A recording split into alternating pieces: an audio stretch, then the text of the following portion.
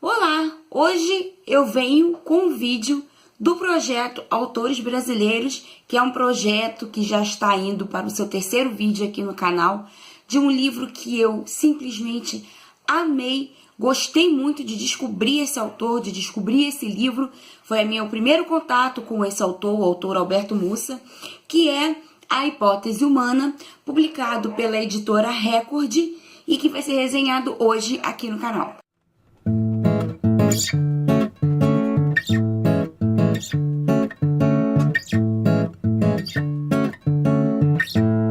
Bom, primeiramente eu vou contar pra vocês como foi que eu conheci esse autor. Eu fui no Café Literário Literatura e História, que aconteceu na Bienal, e aí cada autor poderia ler um trecho de algum livro, não precisava ser necessariamente o seu, mas cada autor lia o trecho de algum livro, algum trecho que achou interessante, e o escritor Alberto Mussa leu um trecho desse livro.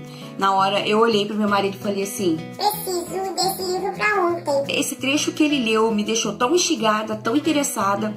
Pra quem não sabe, esse livro faz parte de uma série, o Compêndio Mítico do Rio de Janeiro, e essa série é composta por 5 livros: O Trono da Rainha Ginga, A Primeira História do Mundo, A Hipótese Humana, que é o livro que eu vou resenhar hoje, O Senhor do Lado Esquerdo e A Biblioteca Elementar, que está sendo escrito no momento e brevemente vai ser lançado. Bom, como eu disse pra vocês, o que me motivou a comprar esse livro, eu vi quando o autor estava lendo ali um trecho. Quem se dispõe a abrir um romance policial deseja e espera que aconteça um crime.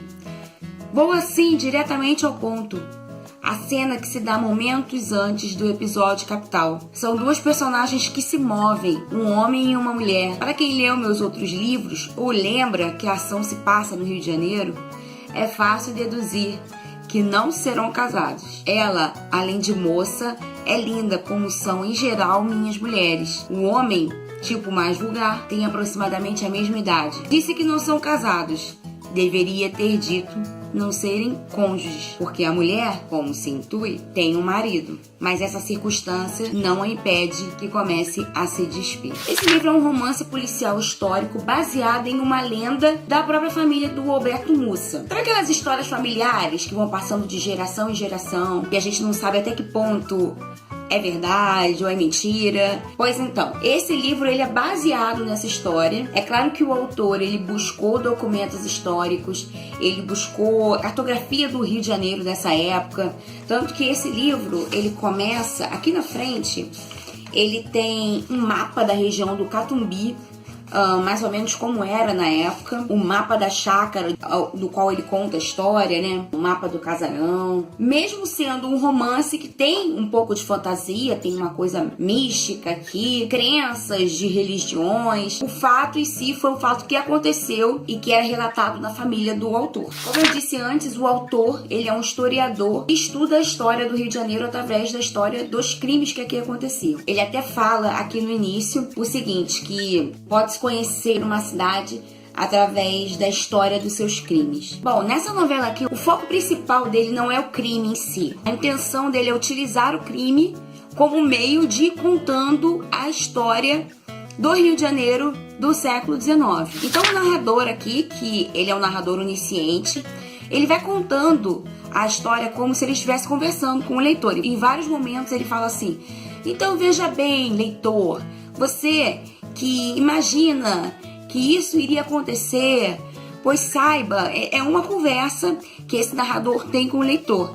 E aí ele vai contando a história do Rio e a história dessa época através dos fatos e da investigação que vai acontecendo. Além do que, esses fatos históricos que eles vão sendo contados para nós, eles são primordiais para nós entendermos as motivações de todos os suspeitos envolvidos. Ler esse livro me fez recordar muito um outro livro que eu já resenhei aqui no canal, no projeto Autores Brasileiros também, que foi o livro do autor Rodrigo Santos, o livro Macumba, porque em ambos os livros nós vamos encontrar referências às etnias africanas, né? Ultimamente muito tem se falado de como nós nos referimos aos africanos. A gente fala, como eu estou dizendo agora, são africanos, né? Mas nós sabemos que existem diversas etnias. Quando os escravos vieram para o Brasil, entre eles existiam etnias rivais. Por isso o livro do Alberto Mussa, ele nos conta quais são essas etnias, Além do que, ele mostra como que eles lutavam. O investigador desse livro é um investigador da polícia secreta, que é um capoeirista. Quando ele ilustra a geografia ali do Rio de Janeiro dessa época, em vários momentos ele fala por que o investigador não poderia passar por determinado local, por que ele não poderia estar em determinado local, por conta dessa rixa entre capoeiristas e entre etnias. Nesse livro, então, nós vamos ser apresentados à sociedade carioca do século XIX e a questão da moral e dos costumes da sociedade dessa época. Eu já fiz um compilado para vocês mais ou menos do pano de fundo histórico desse livro, então vamos à história. Em 1854, mais precisamente 13 de janeiro, eu me lembro bem, porque é o dia do meu aniversário, uma jovem muito folgosa, ela foi assassinada. Ela foi encontrada morta pelo seu pai dentro do seu quarto. Essa jovem é a Domitila. O que acontece é que o livro começa contando que tem uma mulher se despindo para um homem que não é o seu marido, é o seu amante. Quando eles escutam um barulho do lado de fora da casa, esse homem pula a janela e fica um tempo ali aguardando até que ele ouve 6 tiros. Depois ele descobre que a Domitila foi encontrada morta. Quem é esse homem? Esse homem é Tito Galdino, que é primo de Domitila, que é sobrinho de Chico Eugênio, pai de Domitila, e que é um investigador da polícia secreta, que era um costume da época. A polícia contratava algumas pessoas para atuarem como polícia secreta, pessoas que poderiam entrar nos guetos, que poderiam ir a determinados locais onde a polícia não poderia chegar. Então ele é convocado pelo seu tio para investigar o que aconteceu naquela noite. Porque quando ele chegou em casa, a filha estava morta na cama e ele viu um sujeito pular a janela. Sendo que Tito, que era o homem que estava com a filha do Chico naquela noite, ele sabe muito bem que o tempo entre os tiros e o momento que ele pulou foi um longo período de tempo. Então ele sabe que provavelmente outra pessoa entrou no quarto depois que ele saiu. As joias dela desapareceram, então a primeira providência que o pai pede que ele tome é que ele procure na cidade alguém que esteja revendendo, já que aconteciam inúmeros furtos e arrombamentos nessa época. Bom, a partir do momento que o Tito começa a investigar esse assassinato, nós vamos tendo uma aula de história do Rio de Janeiro, porque o narrador nos conta um fato histórico a cada linha de raciocínio da sua investigação. Essa história, durante várias vezes, o autor utiliza daquele recurso de flashback. Ele volta no passado para poder nos situar no presente, porque ele te lança um fato que ele entende que você saiba, sendo que você não tem conhecimento daquele fato. Ele volta no passado e aí vai contando para que você possa entender a história que ele estava te contando antes. Sem contar que esse narrador conta histórias secundárias que se passaram no dia do assassinato de Domitila. E essas histórias meio que não fazem sentido ali no início, você não entende por que ele está contando aquilo. E aí elas vão ficando como pontas soltas durante toda a história, até que no final ele amarra todas essas pontas. E aí você entende muito bem os fatos que levaram à morte de Domitila. Você entende por que o Tito estava lá, como que ele chegou até lá. Você passa a compreender toda aquela sequência de fatos, coincidências, coisas assim que poderiam ter acontecido e não aconteceram. Então ele amarra tudo, todas essas pontas, e aí toda a história passa a fazer sentido. Aquela coisa assim da pessoa estar no lugar certo, na hora certa, sabe? Até que ele te leva ao final da história, né? Ao surpreendente final da história.